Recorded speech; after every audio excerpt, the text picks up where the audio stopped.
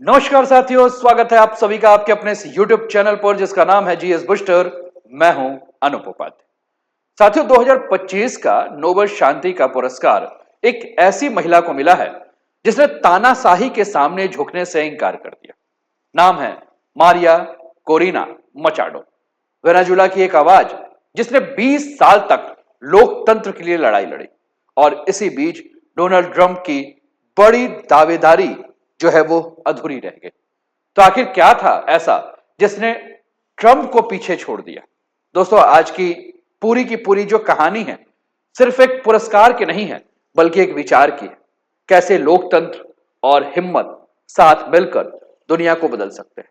तो आइए समझते हैं आज कि क्यों मचाडो को मिला नोबेल का पुरस्कार और ट्रंप क्यों रह गए पीछे। और आज का मुद्दा जो आपके स्क्रीन पर दिख रहा है, नोबेल का नाटक 2025, ट्रंप रह गए देखते, इनाम मारिया मचाडो ले गई, तानाशाही के बीच लोकतंत्र की जीत।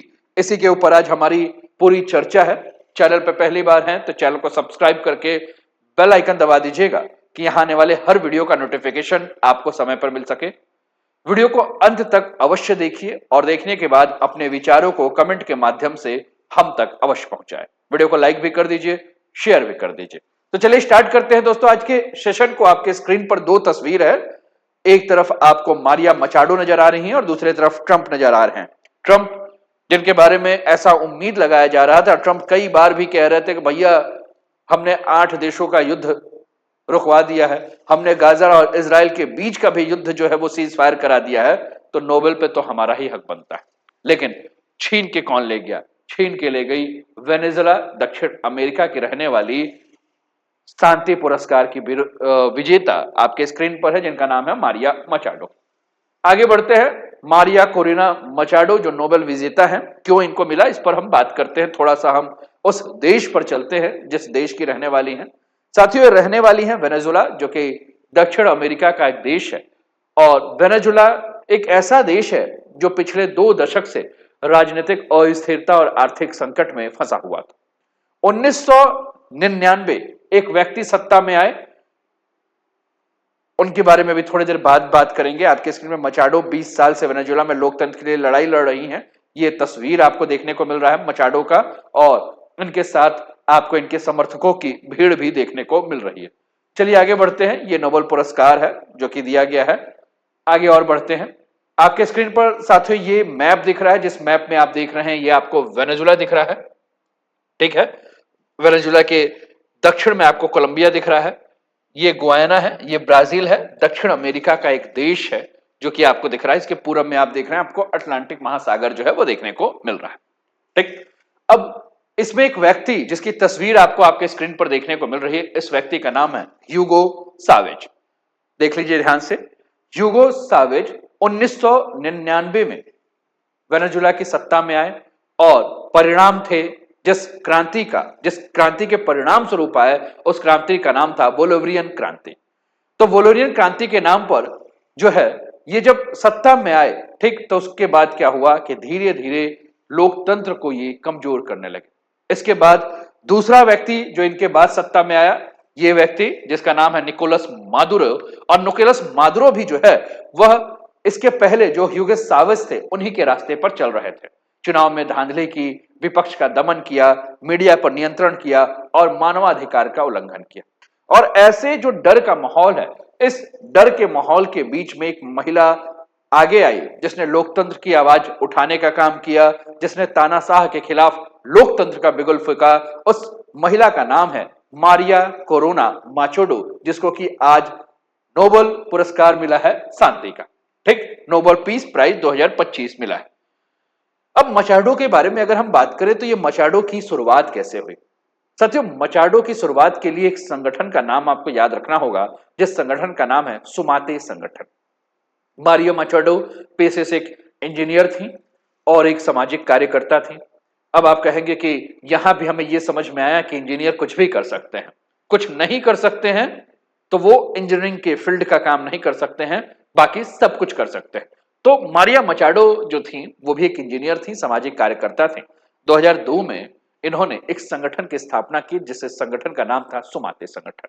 और इस संगठन का उद्देश्य था कि लोकतंत्र को मजबूत किया जाए, नागरिकों की भागीदारी बढ़ाई जाए और चुनाव के अंदर पारदर्शिता रखी जाए।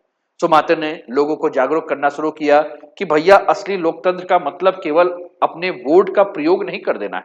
असली लोकतंत्र का मतलब केवल मतदान का प्रयोग नहीं करना है, बल्कि आपने जिसको वोट दिया है उससे जवाब भी तो मांगेंगे। आपका जो प्रशासन चल रहा है, जो शासन चल रहा है, जो सरकार चल रहा है, उसमें पारदर्शिता भी होनी चाहिए। यानी कि कुल मिलाकर इन्होंने लोगों को समझाया कि लोकतंत्र केवल मतदान से नहीं बल्कि जवाबदेही और पारदर्शिता से बनता है। और इस काम के कारण मचाडो को बार बार जो है वो जेल भेजा गया, धमकियां दी गई, राजनीतिक प्रतिबंध जो है वो झेलने पड़े, लेकिन मचाडो ने कभी भी अपना पैर जो है वह पीछे नहीं खींचा। बात समझ में आई? 2002, 10 साल और आगे बढ़ते हैं। 2012 में वेनेजुएला की संसद में ह्यूगो सावेज 9 घंटे 45 मिनट तक लगातार भाषण दे रहे थे। विपक्ष चुप था, मीडिया नियंत्रण थी, लेकिन तभी बीच में से एक महिला की आवाज पूरे सदन में जो चिल्लाते हुए आई, और वो आवाज जो थी वो थी मचाडो की आवाज। मचाडो ने स्पेनिश भाषा में एक शब्द बोला, आई लैड्रॉन। इस शब्द का अर्थ होता है चोर। यानी कि पूरी सभा में मचाडो ने जो है वो सेवेज को जो है वो कहा कि तुम चोर हो, और उनकी मांग थी कि जनता की जब्त जितनी भी संपत्ति है उसको वापस लौटाया जाए, भ्रष्टाचार को बंद किया जाए। और उनके इस शब्द ने जो है वो पूरे देश में, वेनेजुएला में हलचल मचा दिया। लोगों ने पहली बार देखा कि कोई ऐसा व्यक्ति है, और ऊपर से वो महिला है, जिसको ना सत्ता का डर है ना कुछ डर है। उसने जनता के अधिकार के लिए जो है आवाज उठाई। यानी कि कोई ऐसा एक व्यक्ति है जो कि जनता के अधिकार के लिए बोल सकता है, और इस घटना ने मचाडो को जो है उस देश का आयरन लेडी ऑफ डेमोक्रेसी बना दिया। यानी कि ये मचाडो जो है ये वेनेजुएला की आयरन लेडी ऑफ डेमोक्रेसी हो गई। मचाडो को कई बार गिरफ्तार किया गया, संसद से निष्कासित किया गया, और पिछले 2 साल पहले की अगर हम बात करें, सन 2023 की अगर हम बात करें, तो मचाडो ये चाहते थे कि वह राष्ट्रपति के चुनाव लड़े, परंतु इनके ऊपर राष्ट्रपति के चुनाव लड़ने पर भी प्रतिबंध लगा दिया गया। लेकिन उन्होंने सोशल मीडिया और अंतर्राष्ट्रीय मंचों पर जो है वह लगातार अपनी आवाज उठाई, लोकतंत्र के बारे में कहा कि देखो भैया, लोकतंत्र कोई विशेषाधिकार नहीं है, यह हर नागरिक का अधिकार है। और उनकी इस दृढ़ता ने वेनेजुएला की नई पीढ़ी को जो है प्रेरित किया। पूरी दुनिया में लोकतांत्रिक साहस की मिसाल जो है इन्होंने पेश की। बात समझ में आया? तो ये कैसी एक महिला है, आयरन लेडी है। साथियों, ये पूरा का पूरा जो सप्ताह चल रहा है यह नोबेल पुरस्कार का सप्ताह है। 6 अक्टूबर को मेडिसिन का नोबेल पुरस्कार दिया गया, 7 अक्टूबर को फिजिक्स का नोबेल पुरस्कार दिया गया, 8 अक्टूबर को केमिस्ट्री का नोबेल पुरस्कार दिया गया, 9 अक्टूबर को लिटरेचर का नोबेल पुरस्कार दिया गया, और 10 अक्टूबर यानी कि आज पीस शांति का नोबेल पुरस्कार दिया गया। और आज ही का दिन था जब ट्रंप जो है वो बैठकर रो रहे होंगे और कहेंगे कि इस बार ट्रंप चाचा रात भर पिएंगे, दुख में, गम में। कहेंगे यार क्या हो रहा है, हमने सब जगह का युद्ध रुकवा दिया, हमने भारत पाकिस्तान का रुकवा दिया, हमने असंभव काम को भी संभव करके दिखाया, हमने इजराइल गाजा को भी कहा कि शांत रहो, सब शांत हो गए, सब हमारी बात मान गए। लेकिन ये नॉर्वे वाला हमारी बात नहीं माना, इसने हमको धोखा दिया। अब बदला लिया जाएगा। कैसे बदला लिया जाएगा? 200% टैरिफ कर देंगे नॉर्वे पर, नहीं छोड़ेंगे। क्यों? क्योंकि मैं जब कह रहा था कि मुझे शांति का पुरस्कार दो, लेकिन वो चाहता है कि मैं अशांत हो जाऊं, इसलिए उसने नहीं दिया। मतलब आज कुल मिलाकर ट्रंप बाबा रो रहे होंगे। 13 तारीख को यानी कि सोमवार को इकोनॉमी का नोबेल पुरस्कार जो है वह देखने को मिलेगा, वो मिलेगा। चलिए आगे बढ़ते हैं। आपके स्क्रीन पर कुछ और भी तस्वीर है, जिस तस्वीर को आप ध्यान से देखिए। नोबेल प्राइज के लिए चर्चित दावेदार कौन कौन थे? तो डोनाल्ड ट्रंप थे, इलॉन मस्क थे, इमरान खान थे, ग्रेटा थनबर्ग थी। किसको किस किस के लिए मिल रहा है बाद में बात करेंगे। जूलिया नवल नया थी, सुडान इमरजेंसी रिस्पांस रूम्स था, कमेटी टू प्रोटेक्ट जर्नलिस्ट था, अनवर इब्राहिम, पोप फ्रांसिस, इन सबको नोबेल पुरस्कार के लिए जो है वह बात हो रही थी कि इनको भी मिलेगा। लेकिन साथियों, नोबेल शांति पुरस्कार का अर्थ क्या है? सर 2025 में जो नोबेल पीस प्राइज मिला है, यह पुरस्कार इसलिए दिया गया है क्योंकि मारिया ने जो है वो लोकतंत्र और मानवाधिकार के रक्षा के लिए अहिंसक संघर्ष किया है। यह पुरस्कार केवल मचाडो के लिए नहीं था, यह पुरस्कार उन सभी लोगों के लिए था जिनका संदेश है कि तानाशाही या राजनीतिक दमन के खिलाफ लोकतंत्र का लौह जो है, मशाल जो है वो जलाया रखा जाए। और इस नोबेल प्राइज को मचाडो को इसलिए दिया गया क्योंकि नोबेल देने वाली जो संस्था नोबेल कमेटी ने जब मचाडो को नोबेल प्राइज दिया तो इन्होंने घोषणा की। क्या घोषणा की? उन्होंने कहा कि जब दुनिया के कई हिस्सों में तानाशाही मजबूत हो रही थी, लोकतंत्र पर दबाव बढ़ रहा था, तो ऐसे समय में उन नेताओं को सम्मान देना जरूरी है जो सत्य, साहस और लोकतंत्र की रक्षा के लिए खड़े रहते हैं। और यही कारण है कि मारिया कोरिना मचाडो को 2025 का नोबेल शांति पुरस्कार दिया जाता है।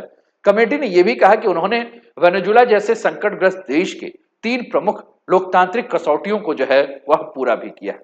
सबसे पहला, मचाडो ने जो है पूरे विपक्ष को एकजुट किया है। किसके खिलाफ? सरकार के खिलाफ। मचाडो ने लगातार कोशिश की कि जो पूरा का पूरा विपक्ष बिखरा हुआ है उसको एक साझे मंच पर लाया जाए। उनका नेतृत्व केवल राजनीतिक नहीं बल्कि संगठनात्मक एकता का जो है वो प्रतीक था। उन्होंने लोगों को यह भरोसा दिलाया कि सत्ता परिवर्तन बंदूक से नहीं हो सकता, सत्ता परिवर्तन करना है तो लोकतांत्रिक एकजुटता चाहिए। उन्होंने तानाशाही और सैन्यकरण के खिलाफ जो है वह आवाज उठाया। जहां सत्ता में सेना के जरिए जो है वह विरोधियों को दबा दिया जाता था, विरोधियों को कुचल दिया जाता था, वहां मचाडो ने अहिंसक प्रतिरोध किया। जब मैं बात अहिंसक प्रतिरोध की कर रहा हूं तो 2 अक्टूबर आपको गांधी जी, महात्मा गांधी जी याद आ रहे होंगे कि किस प्रकार से महात्मा गांधी जी ने भी लगभग आज से 75 साल पहले अगर हम बात करें तो इसी प्रकार से भारत को जो है वो आजाद कराया। हिंसा के खिलाफ अहिंसा की लड़ाई। महात्मा गांधी जी भी जेल गए, इनको भी जेल भेजा गया, संसद से इनको निष्कासित कर दिया गया, लेकिन ये कभी पीछे नहीं हटी। उनका ये जो संघर्ष था वह नागरिक साहस का एक मिसाल जो है वो माना जाता है। तीसरा इंपॉर्टेंट पॉइंट, लोकतंत्र और भविष्य के लिए उम्मीद। मचाडो ने युवाओं को लोकतांत्रिक मूल्यों के प्रति जो है साथियों एक नई उम्मीद जगाई। मचाडो हमेशा युवाओं को यह संदेश देती थी कि लोकतंत्र केवल एक शासन प्रणाली नहीं है, यह लोगों की गरिमा का प्रतीक है। और इस नैतिक नेतृत्व ने उन्हें वैश्विक प्रतीक जो है वो बना दिया। नोबेल कमेटी ने जब ये पुरस्कार दिया तो यह पुरस्कार केवल एक व्यक्ति को नहीं दिया बल्कि वेनेजुला की जनता को लोकतांत्रिक संघर्ष करने के लिए दिया। और इससे एक साफ संदेश जो है वो पूरे विश्व को दिया गया कि लोकतंत्र की लड़ाई चाहे कहीं भी लड़ी जाए, पूरी दुनिया में जो है उसकी जीत होती है। लेकिन प्रश्न ये कि जब इसमें डोनाल्ड ट्रंप को भी नॉमिनेट किया गया था, जिन्होंने इजराइल ईरान सीज फायर समेत 7 जंग रोकने और शांति प्रयासों के लिए अपना योगदान दिया, तो क्यों डोनाल्ड ट्रंप को जो है ये दावेदारी होने के बाद भी क्यों नहीं दिया गया? कई लोगों के दिमाग में प्रश्न होंगे, क्यों? आखिर क्यों? वो तो एक देश वेनेजुला के लोकतंत्र की लड़ाई लड़ रही थी, ये तो 7 देशों की शांति की बात कर रहे हैं।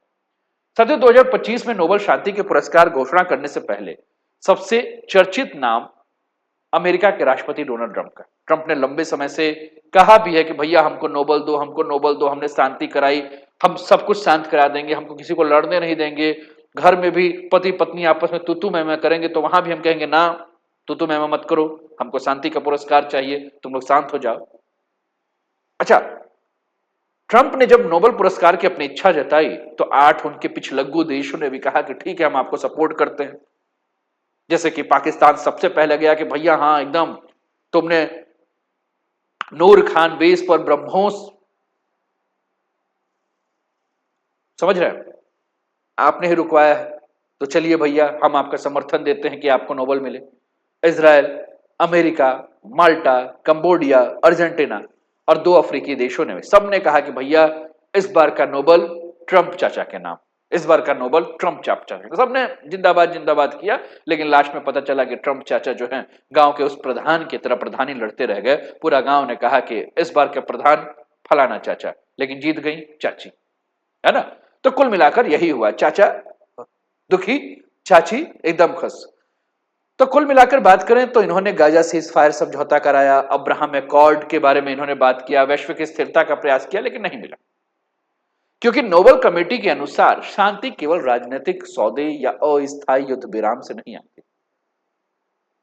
शांति के लिए दीर्घकालिक मानवाधिकार और लोकतंत्र के संरक्षण की आवश्यकता है। विशेषज्ञों ने यह भी कहा कि गाजा का सीज फायर का जो प्रभाव है वो सीमित है, वो अस्थायी। क्या कल गाजा में फिर से हिंसा नहीं होगी? इसका कोई कहे कि नहीं होगी। मध्य पूर्व में शांति की स्थायी संरचना अभी तक नहीं बन पाई। साथ ही ट्रंप की जो घरेलू नीतियां हैं वो काफी विवादास्पद है। उनकी बयानबाजी जो है वो बड़ा गड़बड़ है। वो अपने आप को ग्लोबल पीस इमेज बनाने की कोशिश कर रहा है, लेकिन जब वो बोलते हैं कि मैं सिखा दूंगा, मैं दिखा दूंगा, मैं कर दूंगा, ये कहीं ना कहीं उनके इस इमेज के खिलाफ चला जाता है। और यही कारण है कि बार बार ट्रंप एक तरफ शांति की बात कर रहे हैं, लेकिन विचार जो अशांत वाले हैं वो उनके दावेदारी को कमजोर और राजनीतिक रूप से संवेदनशील बना देते हैं। लेकिन हाँ, हो सकता है कि भविष्य में 2025 नहीं 2026 में हो सकता है कि गाजा इजराइल के क्षेत्र में जब टिकाऊ शांति स्थापित हो जाए, अमेरिका इसमें एक मुख्य भूमिका की तरफ आए, तो हो सकता है कि अगले साल ट्रंप जो है वो मध्य एशिया और पश्चिम एशिया में शांति के जनक के रूप में पूजे जाए। और हो सकता है कि नोबेल पुरस्कार देने वाली कमेटी को लगे कि हाँ भैया, अब की बार ट्रंप को मिले नोबेल का पुरस्कार। यानी कि नोबेल कमेटी जो है वो फोकस कर सकती है कि उन सारे कसौटियों पर जो है ट्रंप सिद्ध हो गए। लेकिन अभी अगर हम बात करें तो नोबेल पीस कमेटी को यह नजर आया कि मारिया कोरेना मचाडो जो है वो सबसे बेहतर विकल्प है ना। जैसे कि इसके अलावा अगर हम बात करें तो डोनाल्ड ट्रंप के अलावा एलान मस्क को अभिव्यक्ति की आजादी और रक्षा के लिए, इमरान खान को पाकिस्तान में मानवाधिकार के लिए, ग्रेटा थनबर्ग को जलवायु परिवर्तन के खिलाफ वैश्विक जागरूकता फैलाने के लिए, यूलिया को जो है रूस में मानवाधिकार की रक्षा के लिए, सूडान का जो इमरजेंसी रिस्पॉन्स है वो सूडान में युद्ध और भूखमरी के दौरान मानवीय सहायता के लिए, कमिटेड टू प्रोडक्ट जर्नलिस्ट पत्रकारों की सुरक्षा के लिए, अनवर इब्राहिम थाईलैंड कंबोडिया के सीज फायर में मध्यस्थता के लिए, प्रो फ्रांसिस शांति पर्यावरण गरीबों के काम करने के लिए इनको नोबेल पुरस्कार के लिए नामांकित किया गया था। लेकिन इनमें किसी को भी जो है वह नोबेल पुरस्कार जो है वो नहीं दिया। ठीक है, क्लियर है। अब एक बात हमें और भी समझना है। क्या समझना है? कि शांति के नोबेल विजेता को चुनने का प्रक्रिया क्या है। तो नामांकन होता है, हर साल 1 फरवरी से नामांकन शुरू होता है और 31 जनवरी तक अगले साल तक होता है। इसमें सांसद, प्रोफेसर, पुराने विजेता किसी व्यक्ति या संगठन को नॉमिनेट किया जा सकता है। ठीक, फिर इसके बाद नामांकनों की जांच होती है, पूरी की पूरी प्रक्रिया है नामांकन की जांच की। यहां पॉज करके इसको पढ़ लीजिएगा। नोबेल की 1895 की वसीयत को फॉलो किया जाता है। अल्फ्रेड नोबेल की वसीयत, देशों के बीच दोस्ती बढ़ाना, युद्ध और सेनाओं को कम करे, शांति की बैठकों को बढ़ावा दे। ठीक है, तो ये सारी चीजें जो हैं वह हमें देखने को मिलती है नोबेल पुरस्कार के लिए कि क्या क्या रूल है, कैसे कैसे जो है वो नोबेल दिया जाता है, नोबेल के लिए क्या क्या किया जाता है, ये सारा का सारा रूल हमें देखने को मिलता है। ठीक, और आगे बढ़ते हैं साथियों, है ना।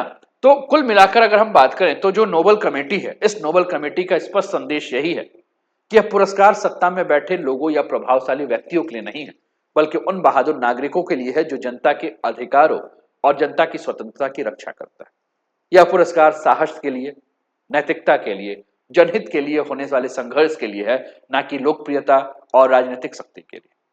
तो कुल मिलाकर आज जब दुनिया कई हिस्सों में, कई विचारों में बंट गई है, आज दुनिया में तानाशाही वापस आ रही, आज नागरिकों के अधिकारों में सीमाएं लगा दी गई, आज सोशल मीडिया जैसे क्षेत्र में नियंत्रण का खतरा बढ़ गया, वहां मारिया मचाडो को मिला यह पुरस्कार लोकतंत्र की स्थिरता के लिए एक वैश्विक संदेश है, जो कि यह बताता है कि लोकतंत्र कमजोर हो सकता है लेकिन खत्म नहीं किया जा सकता। और यह निर्णय मानवाधिकार, अभिव्यक्ति, जनसत्ता के उस साझा भावना को मजबूत करता है जो 21वीं सदी के वैश्विक शासन के केंद्र में से एक है।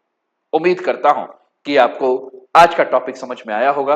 कैसा लगा आज का टॉपिक जरूर बताएं, और वीडियो को अभी तक सब्सक्राइब नहीं किया तो सब्सक्राइब कर दीजिए, लाइक नहीं किया तो लाइक कर दीजिए, कमेंट नहीं किया तो कमेंट कर दीजिए, शेयर नहीं किया तो शेयर कर दीजिए। और अपना ध्यान रखिए, स्वस्थ रहिए, मस्त रहिए, तंदुरुस्त रहिए, हंसते खेलते मुस्कुराते हुए जीवन का आनंद लीजिए। जय हिंद, जय भारत।